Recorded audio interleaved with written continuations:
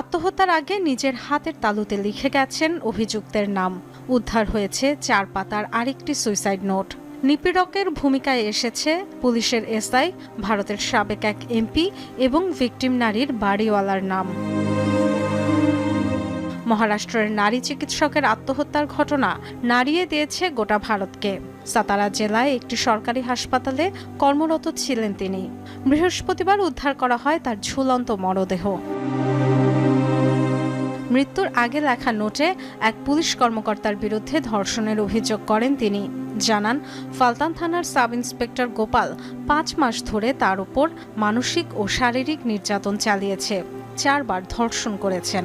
Software engineer প্রশান্তের বিরুদ্ধেও হেনস্থার অভিযোগ করেন।